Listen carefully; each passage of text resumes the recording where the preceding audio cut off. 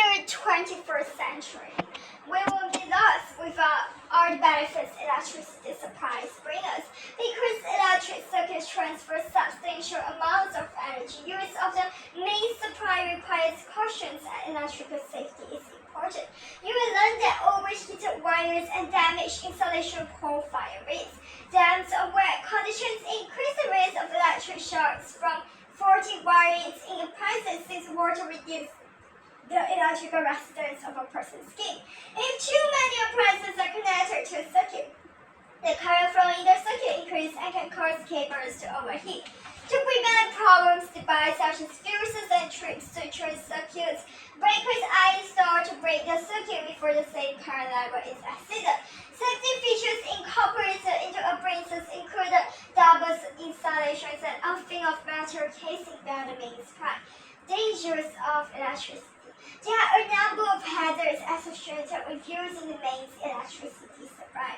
Hazards associated with using mains electricity supplies include damaged installations, overheated cables, damp conditions, excess current from overloaded plugs, extension leads, singles, and multiple sockets.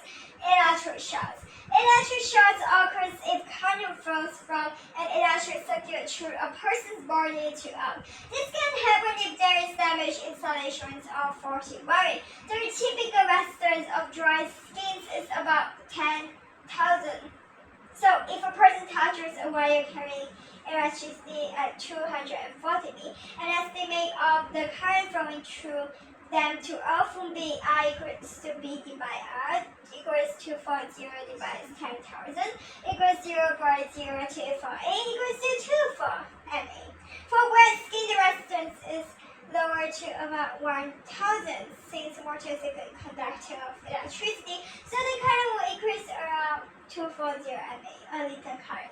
It's the size of the current, not the voltage, and the length of time for which it acts, which determines the strength of an electric shock. The path the current takes influences the effect of the shock. Some parts of the body are more vulnerable than others. A current of 100 MA through the heart is likely to be fatal. Damp conditions increase the severity of the electric shock because the water lowers the resistance of the path to earth. Wearing shoes with insulating rubber soles or standing on a dry insulating floor increase the resistance between a person's and earth and will reduce the severity of an electric shock. To avoid the risk of getting an electric shock, switch off the electrical supply to an appliance before starting the repairs. Switch off the electrical supply to an appliance before starting repair. Use plugs that have an earth pins and a cold grade. A rubber or plastic case is preferred. Do not allow appliances or cables to come into contact with water. For example, holding a hairdryer with wet hands in a bathroom can be dangerous. Keep electrical appliances well away from bath and swimming pool. Do not have long cables stretching across the room.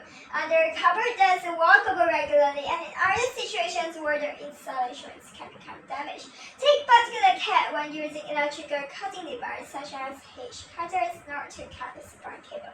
In case of an electric short, take the following actions. Switch off the supply if the shop person is still touching the equipment.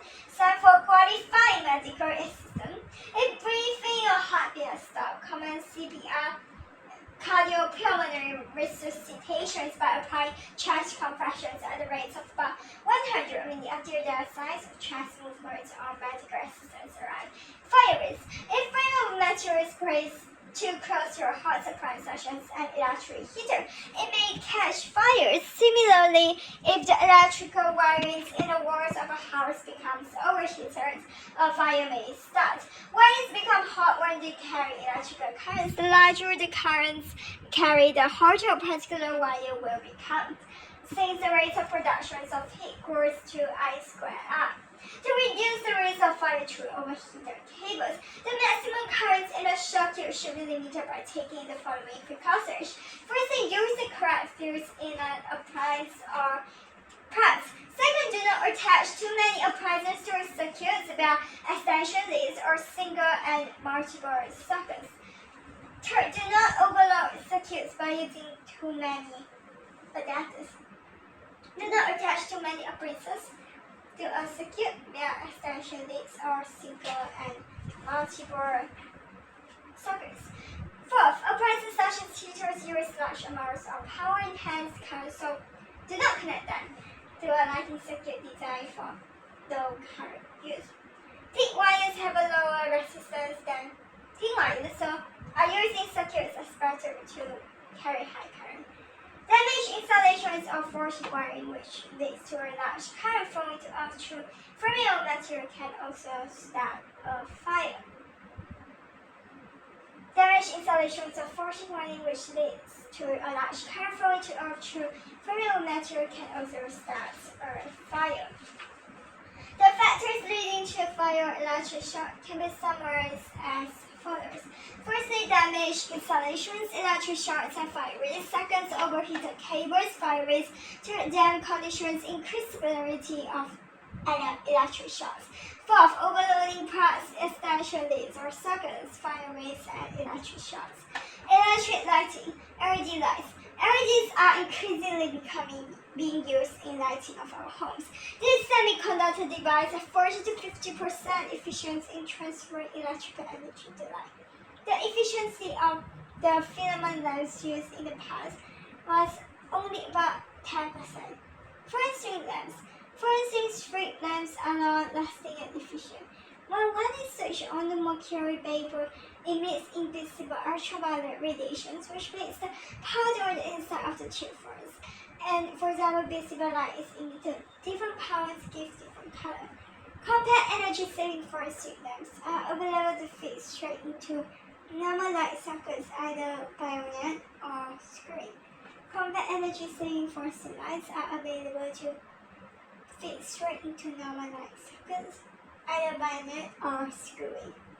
Mercury vapor glass tube furnace powder.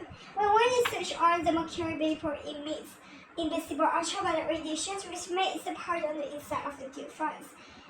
Visible light is emitted. Different powders give different colors. House circuits. Electricity usually comes to our homes by an underground cable containing two wires, the live and the neutral. The neutral is off at the local substations, and so there is no potential difference between it and off. Our top wire, the off, also connects the top sockets of the power supplies in the home to off. The supply in many countries is AC-DOS, and the leaf wire is alternately positive and negative. Circuits in parallel. Every circuit is connected in parallel with the supply. For example, cross leaf and neutral receive the full mains potential difference. The advantage of having appliances connected in parallel rather than in series can be seen by studying the lighting circuit. The potential difference across each lamp is fixed at the mains potential difference, so the lamp shines with the same brightness irrespective of how many other lamps are switched on. Each lamp can be turned on and off independently. If one lamp fails, the others can still be operated. In the staircase circuit, the lights is controlled from two places by the two-way switches. Switches and fuses are always in the live wire. If they were in the neutral, light switches and power sockets would be live. When switches were off or fuses blown, a fatal shock could then be obtained by, for example, touching the elements of an electric wire when it was switched off. Main circuit.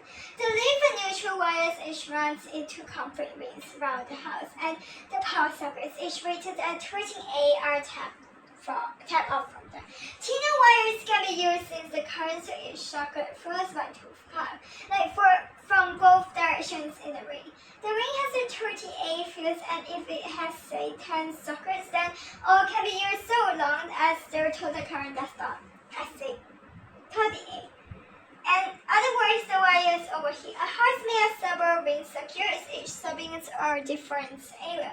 Fuses. A fuse protects our circuits is always placed in the live wire. It's a very short length of wire material with a low melting temperature, often tin copper, which melts and breaks the circuits when the currents in it exceeds a certain value.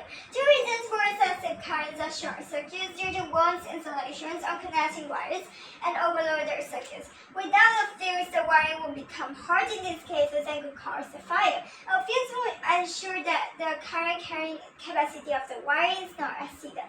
In general, the thicker a cable is, the more current it can carry, but each size has a limit. Two types of fuse are shown. Always switch off before replacing a fuse, and always replace it while the same values recommended by the manufacturer of the appliance. A 3A fuse will be needed for appliances with powers up to 720W, and R13A for those between 720W and 3kW.